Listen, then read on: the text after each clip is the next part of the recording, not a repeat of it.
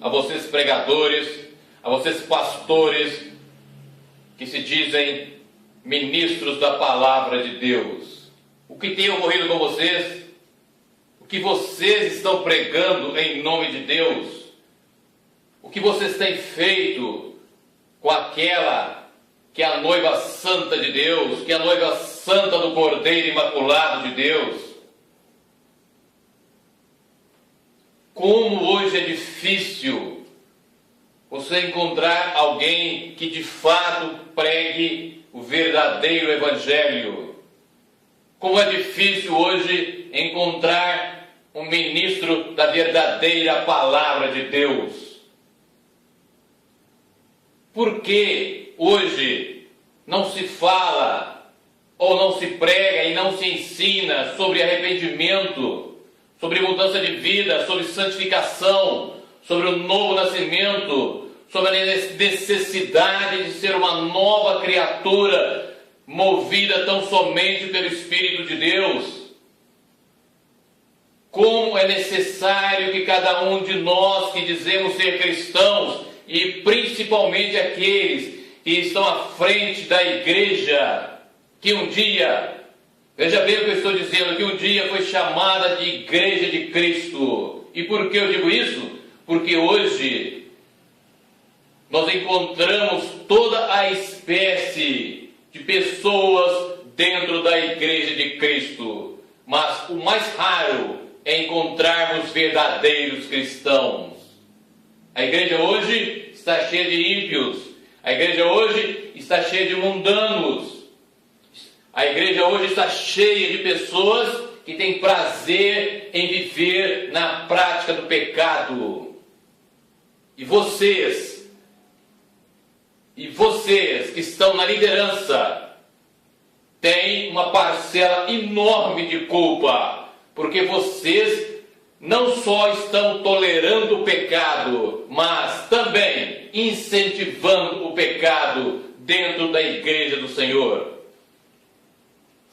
Nunca em toda a história da igreja, em toda a história do cristianismo, houve uma igreja tão mundana e tão pecadora como agora. Se vocês duvidam dessas palavras, leiam, estudem a história do cristianismo, estudem desde o momento da ascensão de Cristo, desde o momento em que o Espírito de Deus veio sobre os apóstolos até agora. Estude, você vai crescer muito e você vai poder então se basear e ver que essas palavras que eu estou dizendo para vocês é a pura e terrível verdade.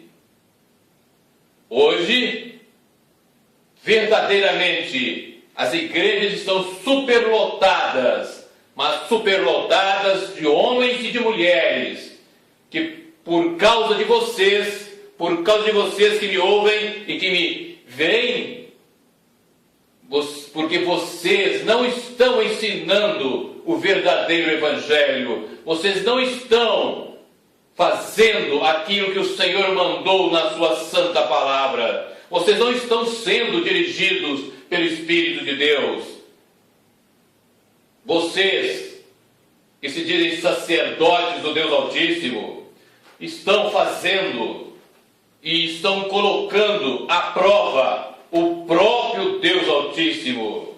E para vocês, que se dizem sacerdotes de Deus, sacerdotes do Altíssimo Deus, mas não vivem conforme o que Ele quer, não vivem em obediência a Ele.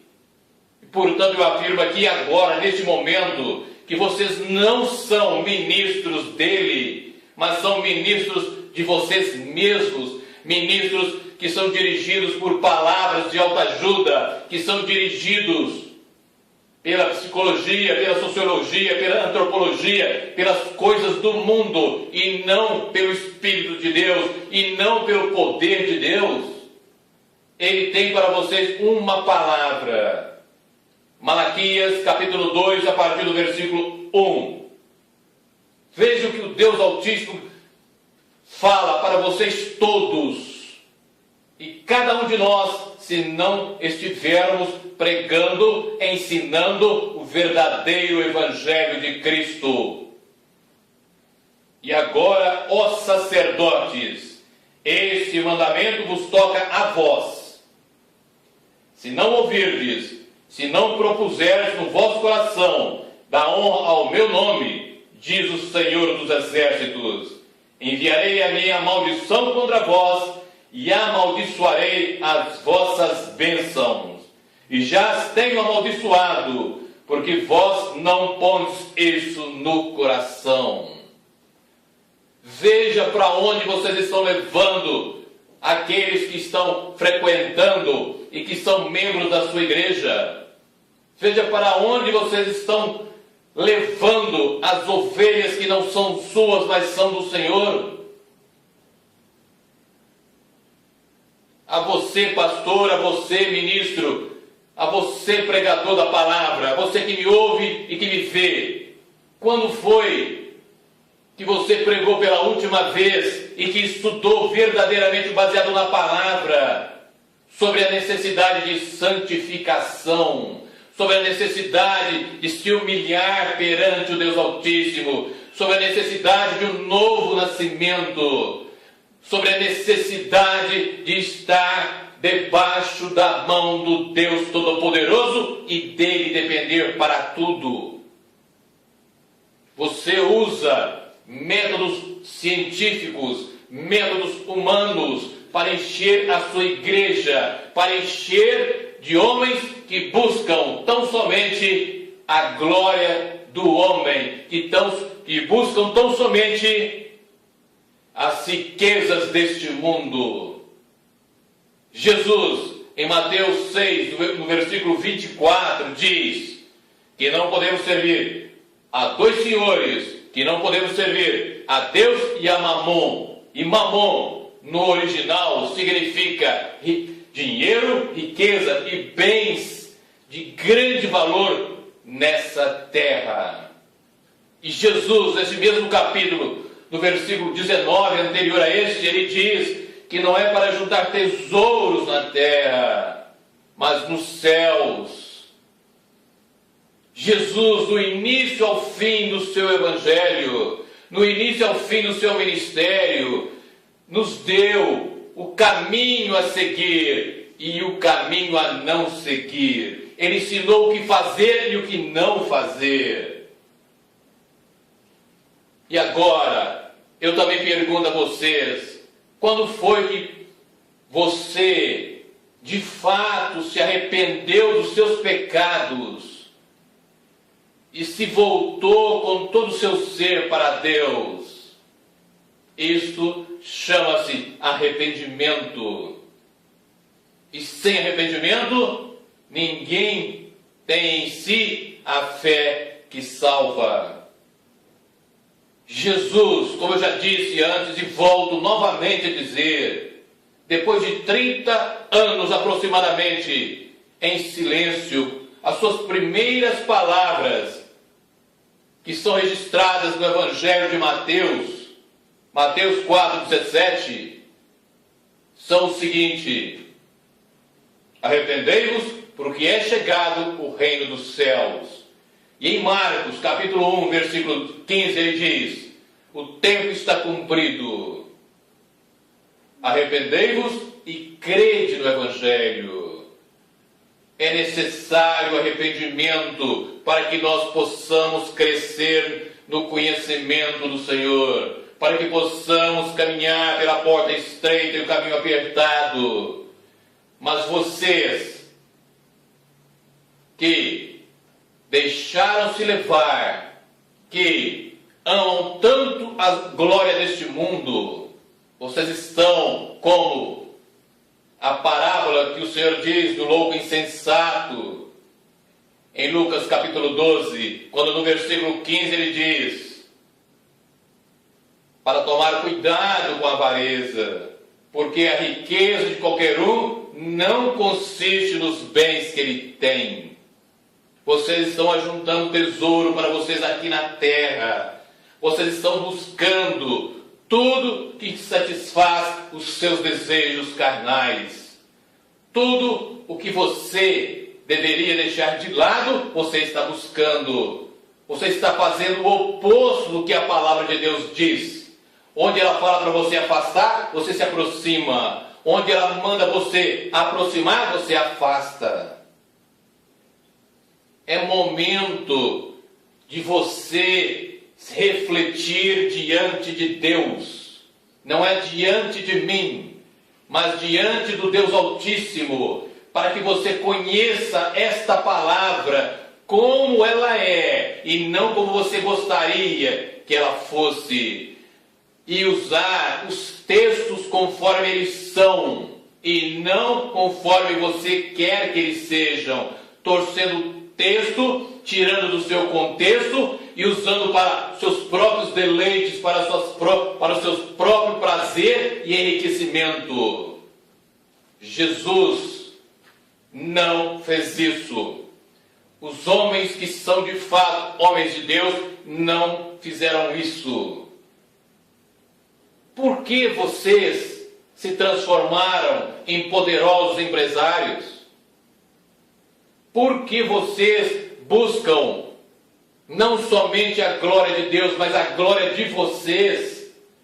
Se esqueceram que é para buscar e fazer tão somente a glória de Deus? 1 Coríntios 10, 31. Fazer todas as coisas para a glória de Deus. E eu repito a pergunta: por que vocês se transformaram em empresários? No reino de Deus não existe empresários. O reino de Deus é constituído de servos e escravos de um só Senhor, Jesus Cristo. E o servo e o escravo faz a vontade do Deus Altíssimo, faz a vontade desse Senhor. E esse Senhor, que no original é Kyrios, significa o quê? Aquele que tem todo o poder, a majestade suprema, aquele que é o Senhor de tudo e de todos. Jesus é esse Senhor, não você. Você que continua, apesar de todas as advertências que o Deus Altíssimo, através do seu Espírito, já te deu, caminhando pelo caminho espaçoso, levando consigo inúmeros e inúmeros que creem que você está ensinando o certo. Como uma pessoa já me disse: mas, Senhor, eu vou em tal igreja, eu vou em tal igreja, eu vou em tal igreja. Todos ensinam que tem que ser rico. Todos ensinam que tem que ser rico. E numa igreja X, estão dando até cartilha de como se enriquecer neste mundo. Me mostre, você que é adepto da teologia da prosperidade, onde no Novo Testamento você encontrará alguém que seguiu a Cristo e que se enriqueceu segundo isso que você ensina na sua igreja. Me mostre um. Ao contrário, nós vemos o oposto. E eu cito como exemplo Paulo, que era poliglota, fariseu, que era um erudito, e ele, na sua carta aos Filipenses, no capítulo 3, diz o seguinte, se referindo a si mesmo, Filipenses 3, a partir do versículo 7, veja o que ele fala: mas para o que para mim era ganho, reputei-o perda por Cristo, e na verdade tenho também por perda todas as coisas, pela excelência do conhecimento de Cristo Jesus, meu Senhor, pelo qual sofri a perda de todas essas coisas, tudo aquilo que ele tinha, tudo aquilo que ele era, e as considero como esterco. Veja bem o que Paulo fala, e as considero como esterco, para que possa ganhar a Cristo, e seja achado nele, não tendo a minha justiça, que vem da lei, mas a que vem pela fé em Cristo, a saber, a justiça que vem de Deus pela fé. Pela fé. Você que não prega a genuína palavra de Deus, você nunca vai gerar fé naqueles que te ouvem. Porque assim como Romanos diz, Romanos 10, 17, que a fé vem pelo ouvir e ouvir a palavra de Deus, mas a pregação e o ensino da verdadeira palavra. Não a palavra humana, não a palavra oca do homem, que não leva a lugar nenhum, a não ser para o inferno. Veja o que o próprio apóstolo Paulo fala a respeito do seu ministério. Esse mesmo apóstolo Paulo, que na sua primeira carta aos Coríntios diz: sede meus imitadores como eu sou de Cristo. Eu não estou dizendo que salvação vem por imitação de Cristo, mas se você é de fato cristão, você vai procurar imitar aquele que é o seu Senhor, aquele que é o único caminho, verdade e vida. E assim como está na primeira carta de João, capítulo 2, versículo 6, você faz, e lá você lê o seguinte, que aquele que está nele deve andar também como ele andou. Veja então, voltando, Paulo falando sobre o seu ministério, 1 Coríntios capítulo 2, a partir do versículo de número 4. Guarde este texto no seu coração e coloque o seu ministério baseado nisto. E vocês todos que não são ministros, não são pregadores, não são pastores, não têm um título eclesiástico, você também é não chamado, mas é ordenado pelo Senhor a ensinar e pregar a verdadeira palavra dele. 1 Coríntios 2,4. A minha palavra e a minha pregação não consistiram em palavras persuasivas de sabedoria humana, mas em demonstração do Espírito e de poder, para que a vossa fé não se apoiasse em sabedorias dos homens, mas no poder de Deus. Repito o versículo 5, para que a vossa fé não se apoiasse em sabedorias dos homens, mas no poder de Deus. E basta virar a página, no capítulo 4, versículo 20, ele nos fala que o reino de Deus não consiste em palavras, mas em poder. 1 Coríntios 4, 20. Vocês que estão na liderança, vocês que têm qualquer cargo eclesiástico, vocês são chamados a serem, mais do que qualquer um, exemplo de vida. E como vocês estão sendo exemplo de vida, se estão ensinando o errado no lugar do certo, se negam a própria palavra do Deus Altíssimo? Como? O que vocês são? A segunda carta de Pedro, no capítulo 2, especifica e mostra quem é que vocês são no tempo da agora. Veja bem, esta palavra escrita pelo apóstolo Pedro, veja como que encaixa literalmente e corretamente em vários ministérios. E você que me vê e que me ouve, guarde isso. Veja o que ele está dizendo. 2 Pedro, capítulo 2, versículo 1 em diante. E também houve entre o povo falsos profetas. Portanto, o falso profeta já existe desde o início, mas hoje a coisa está terrível, muito mais do que naquele tempo.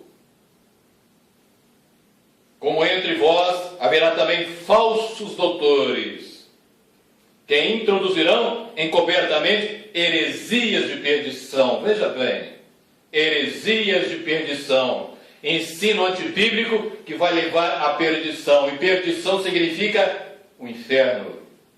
E negarão o Senhor que os resgatou. Portanto, são pessoas que estão falando em nome de Deus, que foram resgatadas pelo Senhor, mas o estão negando. É isso que ocorre com muitos de vocês. Mas trazendo sobre si mesmos repentina perdição. Hoje muitos dizem paz, paz, alegria, riqueza, poder, alianças com o mundo. Mas aqui a palavra diz, vão trazer sobre si repentina perdição. E no versículo seguinte, e muitos, é isso aqui que é a maior tristeza, vocês estão levando muitos com vocês, não são poucos, são milhares e milhares e milhares. E muitos seguirão as suas dissoluções, pelos quais será blasfemado o caminho da verdade. Agora, o escândalo da cruz de Cristo, o ensino correto de Jesus Cristo e dos seus apóstolos está sendo blasfemado. O verdadeiro cristianismo não tem nada do que vocês estão ensinando, mas tem tudo da palavra de Deus. Saiba você que a palavra de Deus é mais do que suficiente para todas as coisas e todas as áreas da sua vida. Como diz a segunda carta de Paulo a Timóteo, capítulo 3, versículo 15 e 16, quando ele fala que ela é suficiente, que ela é apta para quê? Para ensinar ao homem de Deus em todas as coisas.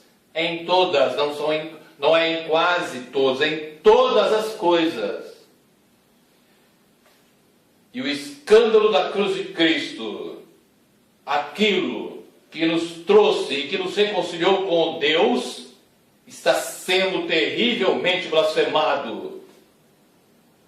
E então, o Espírito de Deus não está com vocês. O Espírito de Deus não comunga com vocês, pois insistentemente vocês o estão entristecendo e apagando. Efésios 4:30 e 1 Tessalonicenses 5:19.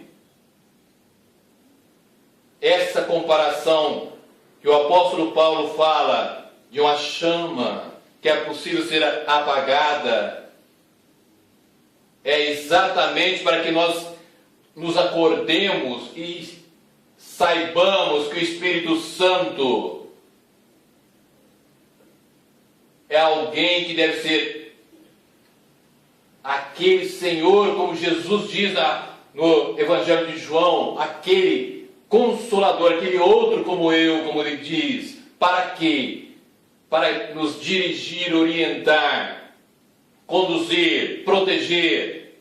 Romanos 8,14 diz, aqueles que são guiados pelo Espírito de Deus, esses são filhos de Deus. Mas vocês apagaram a luz que deveria estar dirigindo vocês. Para onde vocês irão então? O escândalo da cruz, o Evangelho verdadeiro de Cristo, ele será um escândalo eternamente, porque o homem, o mundo não o aceitará jamais, porque ele traz aquilo que a carne não quer. Ele traz realidades e verdades espirituais que o homem carnal, que o ímpio não aceita, em hipótese alguma. Porque é necessário, antes de tudo, negar a si mesmo a sua vontade e se voltar para Jesus e segui-lo e renunciar tudo aquilo que Ele nos pede.